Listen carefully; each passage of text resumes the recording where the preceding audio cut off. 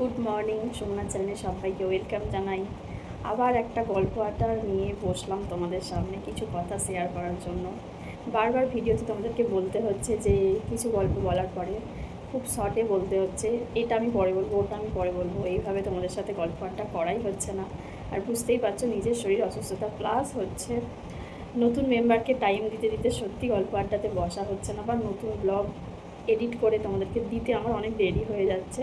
যার জন্য আমি আজকে অবশ্যই নিজের থেকেই ভাবলাম যে অন্তত পক্ষে এর মাঝখানেই আমাকে কিন্তু সময় করে তোমাদের সাথে গল্পটা করতে হবে, কারণ তোমাদের সাথে গল্প না করলে তো আমার মন ভালো থাকেই না।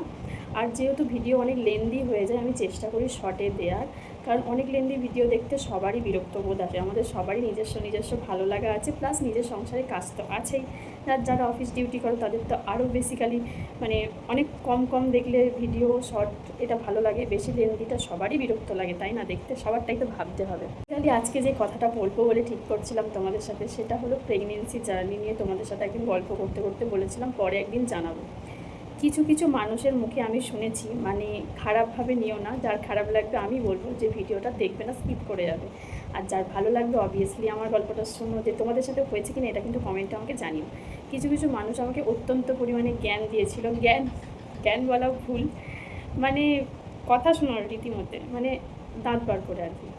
অনেক মানুষ, একটা দুটোর কথা বলছি না, আমি উল্লেখও করছি না। অবভিয়াসলি আমি জানি তাদের সব কিছু যদি আমাকে যদি সে দেখে, আমার কথা শুনে থাকে, বা আমাকে বেশি নজর দিয়ে থাকে, অবভিয়াসলি এই ভিডিওটা তার কাছে বা তার কানে চোখে নিশ্চয়ই পড়বে। তো যাই হোক, তার কিন্তু আলাদা করে মাইনে দিই না, সে আমাকে মানে তারা মানে তাকে না, সরি, তাদেরকে কিন্তু আমি মাইনে দিয়ে পুষিনি। তারা নিজের থেকেই আমার অফিসে জয়েন করে গেছে, মানে আমার জীবন লাইফের কথা বলছি, আমি অবশ্যই একটা অফিস খুলিনি। তো যাই হোক, আমার লাইফ স্টোরিতে তারা নিজের থেকে অ্যাড হয়ে গেছে, তারা আমাকে নজরে রাখতে ভালোবাসে, তাদেরকে আলাদা করে বেতন দেওয়ার কোনো প্রয়োজন পড়ে না।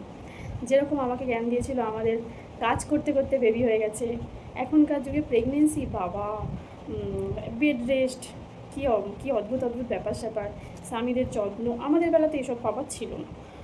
আমাদের বেলাতে শাশুড়িরা তো হেল্পও করেনি, বা আমাদের বেলাতে এই করেনি ওই করেনি, হ্যান ত্যান। শুনুন, আমি তাহলে আপনাকে একটা কথা বলি, বা আপনাদেরকে বলি যারা যারা জ্ঞান দিয়েছিলেন। প্রেগনেন্সি পার হয়ে গেছে, বেবি হয়ে গেছে, 1 মাস হয়ে গেছে, 2 মাস চলছে। আমি আপনাকে একটা কথা বলি, সেপ্টেম্বরের পর থেকে আপনি আমার যত ব্লগ দেখবেন, ভিডিও দেখবেন, আমি কিন্তু প্রেগনেন্সি অবস্থাতে করেছি। সেটা রান্নার ভিডিও হোক, গল্প আড্ডা হোক, বাসন মাজা হোক, কাপড় কাচা হোক, এনিথিং, বা কোথাও বেড়াতে গেছি, বিয়ে বাড়ি গেছি, সব কিছু অকেশন। তো সেই ক্ষেত্রে বলতে চাই যে আমিও আমিও একটা মেয়ে, আমিও এগুলো পার করেছি।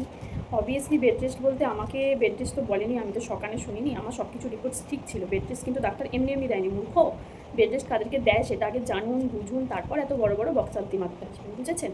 যাদের কোনো কিছু প্রবলেম দেখে তবেই তাকে বেড রেস্টের কথা বলে। বেড রেস্ট ডাক্তারবাবুরা এমনি এমনি বলে দিয়ে চলে যায় না, বা সব পেশেন্টকে বেড রেস্ট বলে না, কারণ আমিও একটা পেশেন্ট ছিলাম একটা সময়, এখন পার করে চলে এসেছি।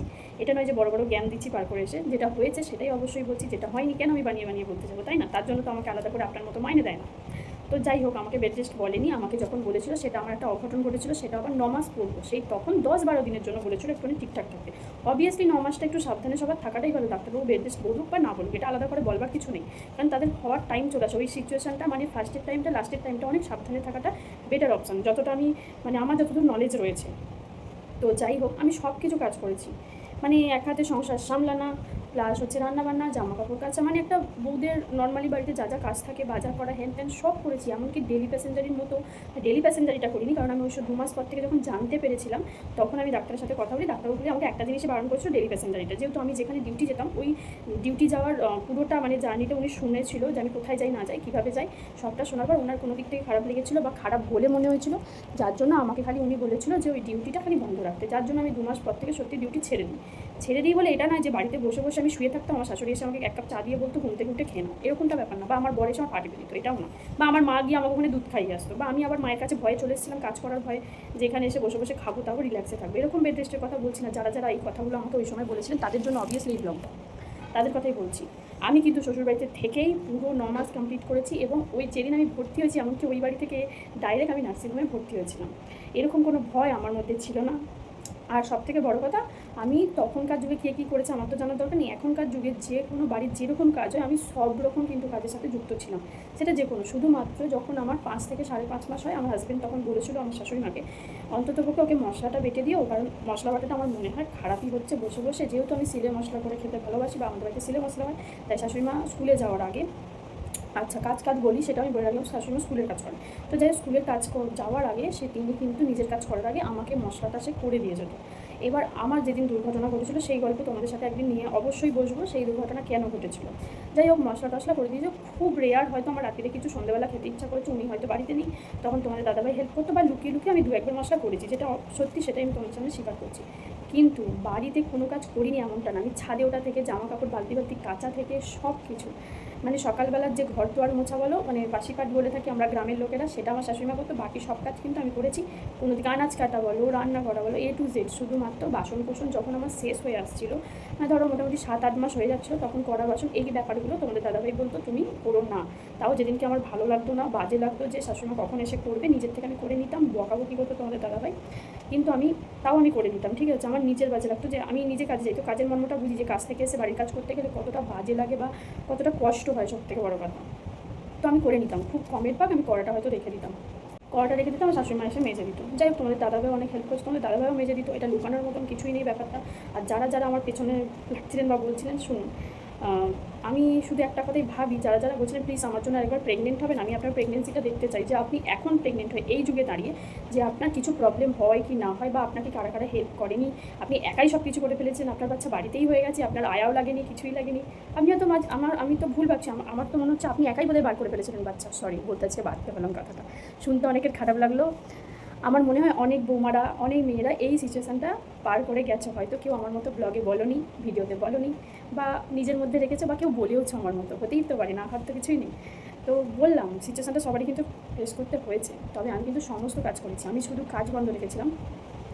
আমার যখন মোটামুটি 9 মাস পড়বো, 10 দিন থেকে 12 দিন, 15 দিনও নয়, 10 থেকে 12 দিন হাতে গোনা বাকি 9 মাস পড়বো, আমার একটা দুর্ঘটনা ঘটে, যার জন্য যখন আমি নার্সিংহোমে অ্যাডমিট হয়েছিলাম 2 দিনের জন্য, তারপর সব কিছু বাচ্চা আমি সমস্ত কিছু ঠিকঠাক ছিল, রিপোর্ট ভালো হলো, আমি তখন ছুটি হয়ে গেল। তো ডাক্তার বললাম সময় রয়েছে, তো সেক্ষেত্রে আমি বাড়ি চলে এসেছিলাম।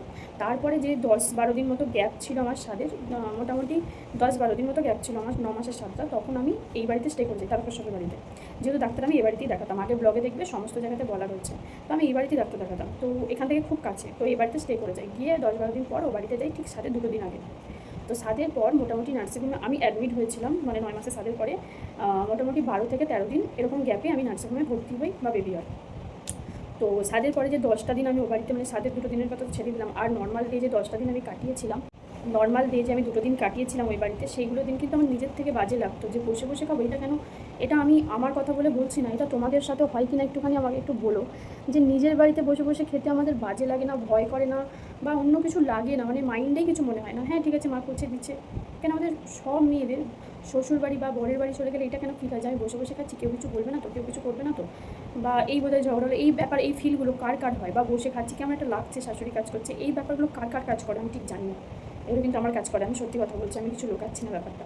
তো যাই হোক, আমার মা আমার সিচুয়েশানটা দেখে, যে মেয়েটা করে কিছু খেতে পারছে না, আর আমার রান্না করাটা এত হ্যাবিট হয়ে গেছিলো, মানে এত ভালো লাগতো বা অভ্যাস হয়ে গেছিলো, আমার রোজ মনে তো রান্না করি, মানে আমার যত শরীর খারাপই থাকে আমার মনে হতো একটু রান্নাই তো করবো না, এতে কী আমার শরীর খারাপ করে, রান্না করতে আমার এত ভালো লাগতো। সত্যি কথা, আমি ডিউটি গেছি পার ডে ভোরবেলা উঠে রান্না করে রেখে, এমনকি দিনকে নিয়ে জানি সেদিনও করে রেখে গেছি, এরকম একটা ব্যাপার ছিল। রান্নাটা আমার এতটাই ভালো লাগতো, সিরিয়াসলি বিশ্বাস করো, আমার অনেকের হাতে রান্না খেয়ে পোষায় না, আমার মায়ের হাতে রান্না এতটাই আমার ভালো লাগে, আমি আবার অন্যান্যদের হাতে রান্না খেতে আমি পছন্দ করি, মানে ভালো লাগলে আমি খেয়ে নেবো, এরকম একটা ব্যাপার স্যাপার। আমি আবার সবার হাতে রান্না খেতে পারি না, এটা আবার কেউ আবার খারাপভাবে নিও না, এটা অনেকের হতেই পারে। আমি শুধু বলছি না যে মায়ের হাতেই খাই, আমি অনেকের হাতেই রান্না খাই না নয়, খেয়ে নেবো, কিন্তু পছন্দের কথাটা বলছি, হতেই তো পারে, না হওয়ার কিছু নেই। কারোর হয়তো সবজি ধোয়া পছন্দ হয় না, কারোর হয়তো রান্নাটা টাইম দিয়ে করে না, আধ কাঁচা থাকে বলে পছন্দ না, এরকম। আমি বলছি না যে আমার জগতে কারোরই পছন্দ না, তাহলে কি আমি খাই না, এরকম না। অনেকের, আমি সবার হাতেই রান্না খাই, কিন্তু ওরকম না বলছি আর কি, আর নিজে রান্না করতে আমি খুব পছন্দ করি। তো ওই যে 10টা দিন আমার মা কিন্তু আমার কাছে থেকে, আমার কাছে রান্না করে দিয়ে, আমার প্রয়োজনীয় জিনিস হাতে দিয়ে, আমাকে অত্যন্ত সাবধানে রেখে, তারপর ওখান থেকে আমি নার্সিংহোমে আমার হাজব্যান্ড আর আমার মা দুজন মিলে আমাকে ভর্তি করে। তো ভর্তির দিন আমার মা ছিল এবং আমার হাজব্যান্ড ছিল ও বাড়ি থেকে আসার পথে। তো যাই হোক, এইসব ব্যাপার স্যাপার এইভাবে চলছিল। যাই হোক, আমার মনে হলো ব্যাপারটা ক্লিয়ার করার কথা, তাই জন্য আমি তোমাদের সামনে ক্লিয়ার করলাম। খারাপ লাগলে কেউ কিছু মাইন্ডে নিও না, বারবার করে ভিডিওর মাঝখানেও বলেছি, আমি এখনও বললাম। আমি সব কিছু করেছি। কারো যদি অবিশ্বাস হয়ে থাকে, আমি তো বারবার বলছি সেপ্টেম্বরের পর থেকে তোমরা যত পারো ভিডিও দেখো, সমস্ত ভিডিও কিন্তু দেখবে। আমার মানে কাউকে বলিনি ওই সিচুয়েশানগুলো যে প্রেগনেন্সি আমার রয়েছে বা আমার প্রেগনেন্ট আমি, এটা আমি কাউকে বলিনি, কিন্তু ভিডিওগুলো আমি এখন তো বলছি, ভিডিওগুলো তোমরা দেখতে থাকবে, সমস্ত ভিডিও কিন্তু ওইভাবেই করা। তো আরেকটা বিষয় যেটা বলতে বলতে আমি থেমে গেলাম, যেহেতু এ বাড়িতে আমার ডাক্তার দেখানো ছিল, আমি কিন্তু ট্রেনে করে নর্মাল প্যাসেঞ্জারি করে এখানে এ বাড়িতে এসে আমি কিন্তু ডাক্তার দেখাতাম। ওই যারা যারা আমার পেছনে লাগতো না তাদেরকে আমি বলছি, আমিও পার করেছি, আমি কিন্তু শুয়ে বসে কাটাইনি ওই টাইমগুলো, ঠিক আছে? আমাকে বেশি জ্ঞান দিতে আসবেন না যে আমি এই করেছি, ওই করেছি, সেই করছি। তোমরা এখন কী করো? আজকালের মেয়েরা যা যা করে তুমি সেটা করতে পারবে? যেমন আমি আমার কথাটাই বলি, যে আমি আমার বাড়ির সংসার, গোটা সংসারটা সামলে, অফিস করে আবার গোটা সংসার সামলে আমি অফিসে পৌঁছাতাম।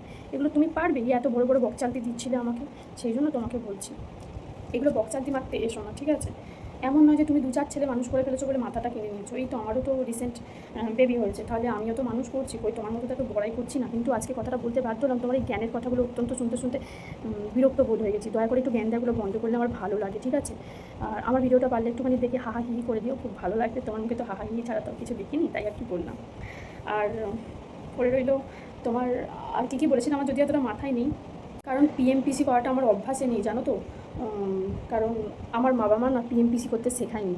আর যতটুকু একটু আধটু কথা বলতে মুখে মুখে শিখেছি, সেটা আমি বলতে পারি বিয়ের পরে, বরের বাড়ি যাওয়ার পরে। কেন জানো তো? যখন দেখলাম যে সেই পায়ে পা তুলে ঝগড়া করার ব্যাপারগুলো চলছে, বারবার মেনে নিতে হয় না, যে দেয়ালে পিঠ থেকে গেলে তো কথা বলতেই হয়, তখন কথাটা বলতে শিখেছি। আগে তো কথাই বলতাম না মুখে মুখে, কারণ আমার বাবা মা এগুলো শিক্ষা দেয়নি গো। আমার বাবা মা সবসময় বলেছে ধীরে ধীরে কথাবার্তা বলা, আরও অনেক কিছু শিখিয়েছে, সেগুলো তোমাকে বলে তুমি আবার নিতে পারবে না। তো আজকের জন্য দেখো আমার পাশে কিন্তু এখানে কেউ নেই, আমি যেন ভালোভাবে আলাদাভাবে থেকে ভিডিওটা বানালাম, কারণ এরকম লেকচার তো আমার বাবা মা পছন্দ করে না বা শেখায়নি। এগুলো আমি শিখেছি নতুন করে, বুঝতেই তো পারছো, দুরকম বাড়ি, দুরকম শিক্ষা টিক্ষা নিয়েছি। তো সেক্ষেত্রে আমার সাথে বেশি লাগতে এসো না মাইন্ডে, ঠিক আছে? আমি জার্নিটা পার করছি, তাই জার্নিটা নিয়ে আমার সাথে বেশি বেশি তর্ক করতে এসো না। তো ওই যে বললাম, আমাকে কেউ বেডে বসে বেডটি দেয়নি, বেডটি তো খাইনি, তাই ওই জন্য তোমাকে বললাম, এই এত জ্ঞানের কথাটা ঠিক আমার মাথার মধ্যে মানে খোপড়িতে আমার ঢোকে না। তো তোমার ওই বকবকানি ব্যাটারি নষ্টটা আমার মনে হয় আমার সাথে না করে অন্য কারোর সাথে করো। তো এগুলোও জানি, প্লাস হচ্ছে সেই পিএমপিসি মানুষগুলোই যে মানে আমার হাজব্যান্ডকে উল্টোপাল্টা বলতে, তো সেটাও আমার জানতে কোথাও বাকি টাকি কিছু নেই, সব আমি জানি, ঠিক আছে? শুধু জেনে চুপচাপ থাকি, সময় হোক তোমাকে ঠিক উত্তরগুলো দিতে থাকবে, তুমি নিতে থাকবে। আর কিছু কিছু যে মানুষগুলো হুংচাং দিত তোমাদের কথাতে, তাদেরকেও সেই একই কথাই আমি বললাম, ঠিক আছে? ঠিক আছে, চলো আজকাল বক করবো না, এমনিতেও ভিডিও তো অনেক লেন্দি হয়ে গেছে। আর হ্যাঁ, আরেকটা বিষয় হচ্ছে, তোমাদের সবাইকেই জানাই কী ঘটনা ঘটেছিল ওই 8.5 মাস থেকে 9 মাসের মধ্যে, সেই ঘটনা নিয়েও একদিন তোমাদের সাথে বসবো। আজকে ঝটপট করে টাটা বলি, কারণ আমার মাম্মামকে একটুখানি দেখতে যেতে হবে। অনেকটা টাইম নিয়ে তোমাদের সাথে আমি গল্প করলাম, আমার ভালো লাগলো, তোমাদের কেমন লাগলো অবশ্যই জানিও। আর মনের কথা শেয়ার করতে আমি সবসময় ভালোবাসি, আমি লোকাতে পছন্দ করি না। এটা অবভিয়াসলি আমার দুই বাড়ির লোকেরাই জানে, আমার খারাপ লাগলে আমি পুরো সামনাসামনি বলি, আর ভালো লাগলো আমি সামনাসামনি বলি। পেছনে কথা বলার লোক আমার পছন্দ নয়, কারণ পেছনে তো কুকুরটা চেঁচায়, সামনে তো বাঘ দেখে। তাই জন্য বললাম কথাটা, বাঘের মতো সামনে এসে দেখে শুনে কথাবার্তা বলো না। ওই পেছন থেকে কী হয়, বাঘ পেছন থেকে থাবা মারে জানি, কিন্তু বাঘের মতো চোখ দিয়ে তাকানোর ব্যাপারটা, ওটা কিন্তু প্রচণ্ড ভয়ঙ্কর। তুমি দেখে নিও, বাঘ কিন্তু সামনে থেকে দেখে নেয়, দেখে নিয়ে পেছন থেকে সে শিকারটা ধরে। সেই জন্য তোমাকে আমি বললাম যে সামনে থেকে এসে কথাটা বলো না, আমার শুনতে সত্যি ভালো লাগবে যে তোমার এই জিনিসটাই হ্যান ত্যান, আমার ভালো লাগে শুনতে। পেছনে কুত্তাদের মতো চেঁচামেচি আমার ঠিক ভালো লাগে না। চলো টাটা।